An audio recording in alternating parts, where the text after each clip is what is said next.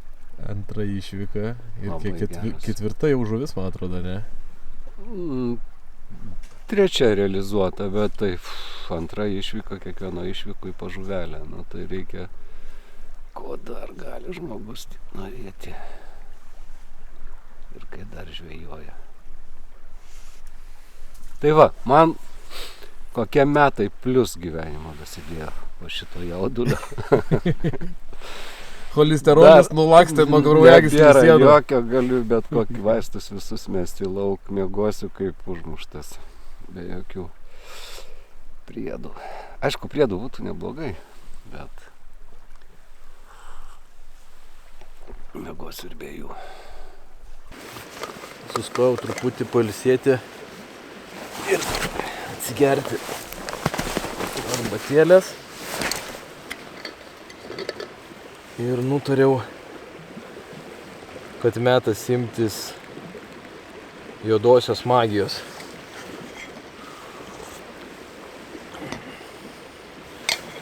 Kai prarandi viltį arba kai jinai tiesiog susvyruoja, susilpnėja,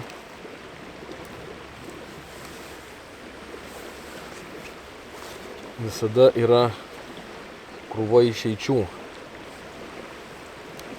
Ir viena iš tų išeičių gali būti malda, meditacija. Kita išeitis ir priemonė, kuri tokiais atvejais gali ištiesti pagalbos ranką, tai yra bendruomeniškumo jausmas, bandos instinktas. Reikia turėti tave palaikančių žmonių, tada viskas žymiai lengviau. Socialinės būtybės esam, tai matyt dėl to taip ir yra. Na ir dar vienas momentas.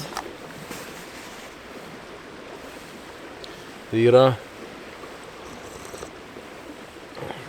visokių tokių talismanų kultas.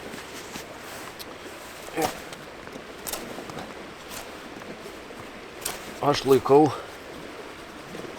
kad šitas pagalys yra ženklas, siųstas man iš bangų, nes šitą pagalį aš pagavau aukštutiniam ruože, žvejodamas, dariau pravedimą ir vidury upės kažką įkabinau. Ir taip įkabinau, daiktas eina su srovė, bet nepasiduoda. Ir jaučiu, kad ne žuvis, bet taip labai keistas jausmas. Būna net kartais ir didelė žuvis, tai pasileidžia su srovė. Ir tu jos taip lengvai neištrauksi. Jinai iš pradžių nepsichuoja, nieko, jinai tiesiog leidžiasi žemyn. Ir tiek. Tai buvo momentas, kad galvojau, gal netyčia net ir žuvis. Bet žodžiu, viskas baigėsi tuom, kad tai buvo šitas pagalys. Bebro apgriaužta šaka. Kažkur ant dugno gulėjo. Ir aš ją pagavau. Užkabinau ir išsitraukiau. Ir aš jau tada supratau, kad čia yra ženklas. Galvojau, vat kažkuriuo metu atsisėsiu pailsėti ir išsidrošiu savo lašišą. Nu, ne tai, kad lašišą, tiesiog kažkokią tai žuvies formos daiktą, su kuriuo tikrai nepretenduoju dalyvauti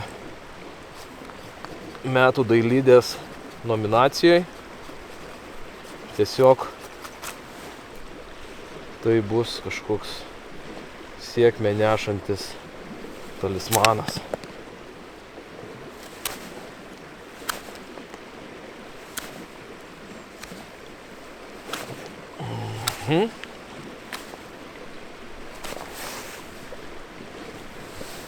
Dar nepanašu į žuvį.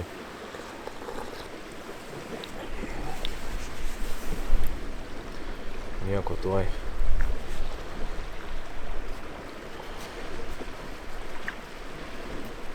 Tuoj padarysim kažką primityvaus, žuvį panašaus. ir svarbiausia, labai didžiulę sėkmę nešančių.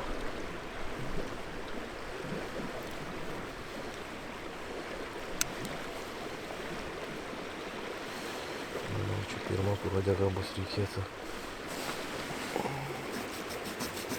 su pjūkliuku įpjauti. Oho, kai gerai pjauna. Labai gerai pjauna.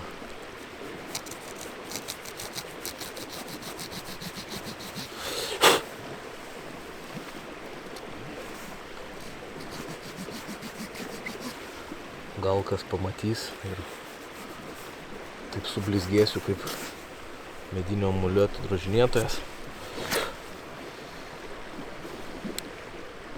Tikiuosi ne, jeigu atvirai. Nu va, dvasinė energija atstatyta, galima bus eiti toliau dirbti. Kaip sakoma, bebras pradėjo, aš pabaigiau. Jeigu negirdėjai šito posakio, nenusimink, nes aš jį ką tik sugalvojau, tai tu jo turbūt nelabai ir galėjai girdėti. O jeigu pritrūksi, kada dvasinės stiprybės, nepamiršk. Malda, meditacija, bendruomenės jausmas, dienoraščio rašymas ir tokių va daiktelių drožinėjimas. Čia drožinėdamas jį lyg droži savo valią, kurią nukreipi tiesiai į tikslą. Išmesdamas visas pašalinės mintis, susikoncentruodamas, brūkšt, brūkšt, brūkšt, kol galiausiai iš niekam tikusio medžio gabalo tu aiškiai matai savo tikslą ir svajonę.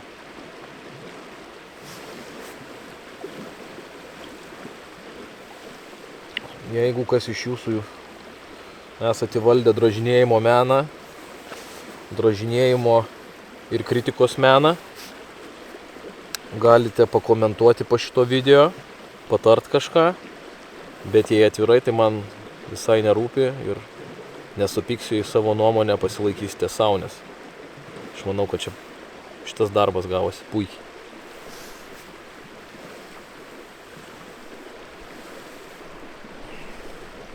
Ta drožinėjimo tradicija, užmiršau papasakoti istoriją, jinai atsirado pernai metais, kai mes čionais žvejojome ankstyvą pavasarį, salacoj, lašišas ir šlakius.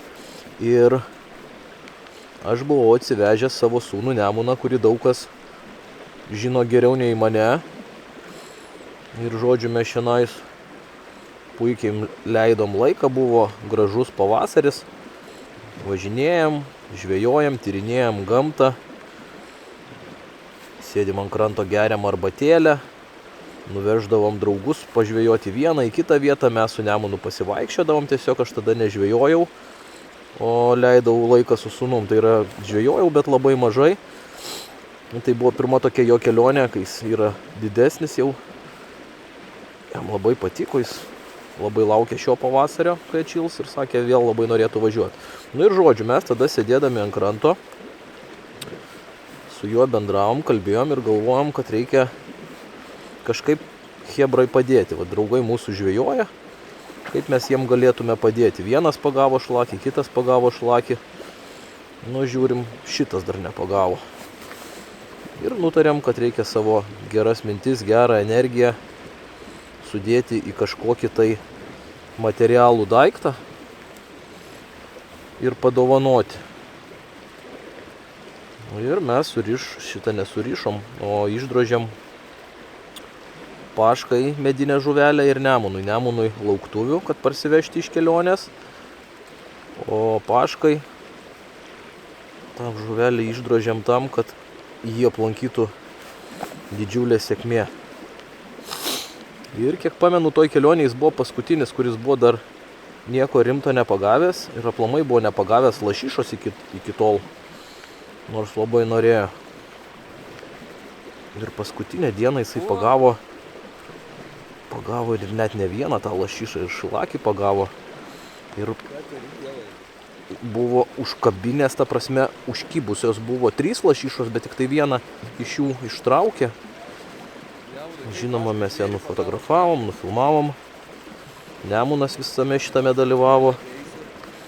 Ir nutarėm, kad šitie sėkmę nešantis talismanai turbūt, kad prisidėjo prie to. Tai va. Tai nutariau pasidalinti ir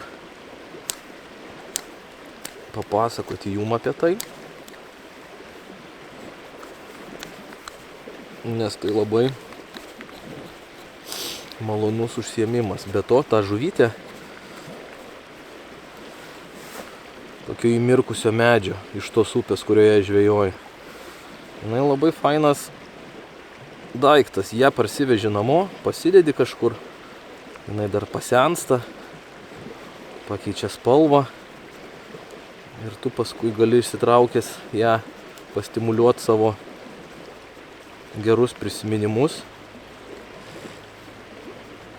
Nes dažniausia prisimeni, iš kur tokie daiktai atsirado, kur tu buvai, ką tu veikėjai.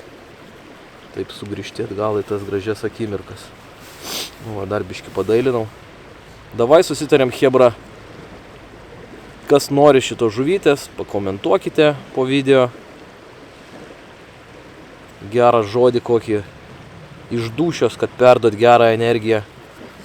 O aš vieną iš komentarų apdovanosiu būtent šitą bebro pradėtą mano pabaigtą, kur ištraukiau iš salacos dugno, darydamas eilinį vilties pilną pravedimą. O, viskas. Tada kas tai galėtų reikia techniškai kažkaip paimti viską. Jo. O, tai geriau. Su šitom vietom. Čia bus. Vakar visą dieną džiujom nevalgę. Ai, tu filmuoji jau? Tai šiandien pasiėmėm konservų ir dujinį balionėlį, nes labai sunku iki dienos pabaigos datraukti, kai jau būni alkanas ir pavargęs. Tai nutarėm, kad šiandien reikia pasidaryti pietų pertrauką, kad išnaudota paskutinę valandą.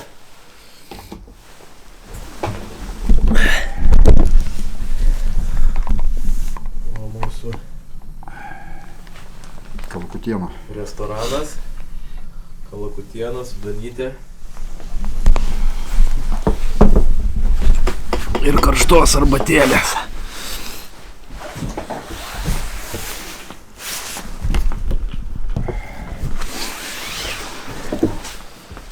Tai žodžiu, šiandien su pietų pertrauka, nes vakar labai buvo sunku jau į pačią pabaigą. Neįsidėjom nieko valgyti, visą dieną kokias 7 valandas šaltyje atmojoji.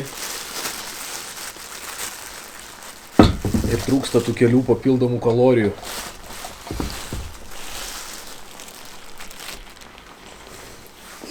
Be to prisižiūrėjom ruginio ir jis mus įkvėpė daug daugiau gaminti maisto. Vabalų jokių neradom, žuvų nepagavom, bet kalakutiena išgelbės mus. Vieną vakarykštį pagavom. Nu jo, Dima pagavo šlakį. O aš tik vieną paturėjau, atsikabino ir ate.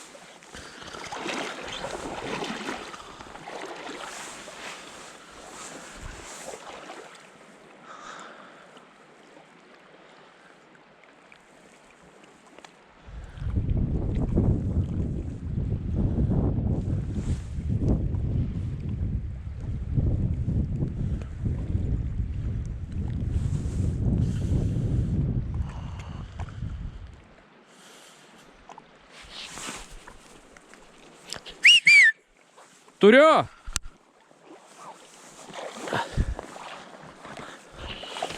Pagaliau. Oi, oi, oi.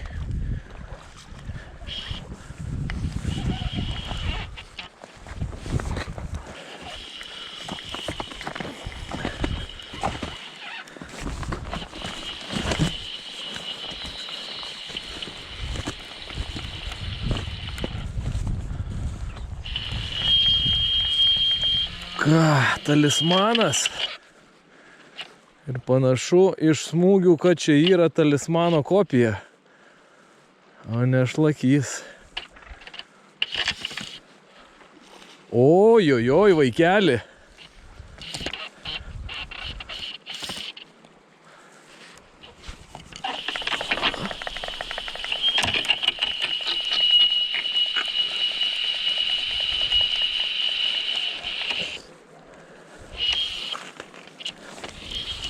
Vaikutį! Prieš srovę nuėjo.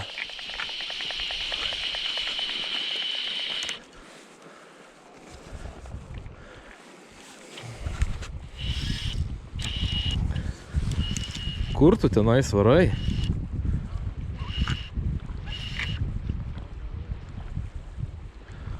Lašis, tėvai. Lašis. Ir prieš srovę nuėjo. Pažiūrėk, kur eina. Matai, kur nuėjo? Prieš srovę nuėjo.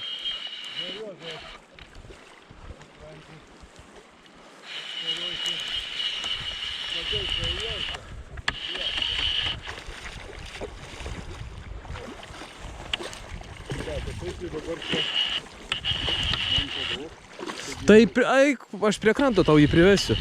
Jau jis... Tėvai. Čia šlakys. Čia šlakys.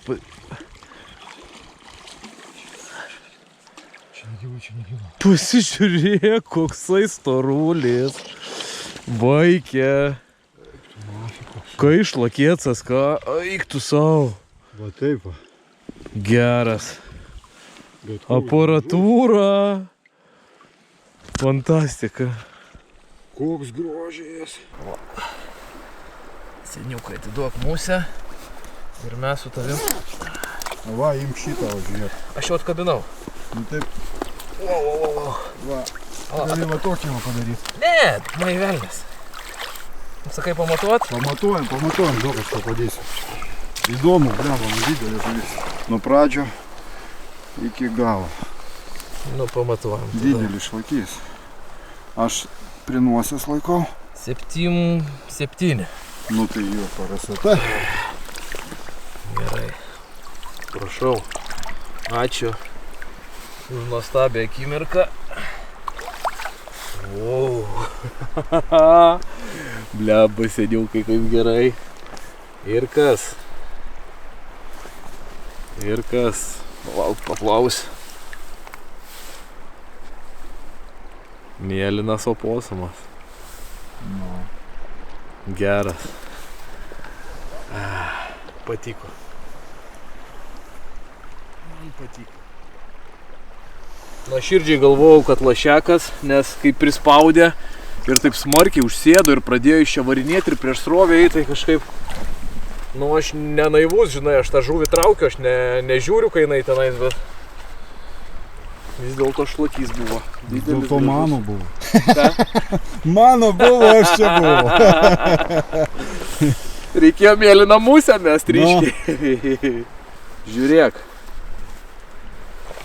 Kas buvo ryte išdrožta. Forma panašia, ne? Toks į kuprą susimetęs. Prašau. Super. Gali vadinti tai prietarais. Gali ne? Ne, nu super. Visgi pamatėm didelį gražų. Nu, ponas Nemunai. Padėsi man paleist žuvį? Taip, vai.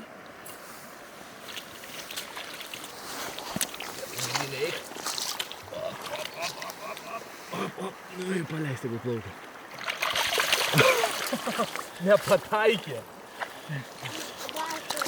Dar kartelį. Opa. Važiuojam. Gnukų. Geras?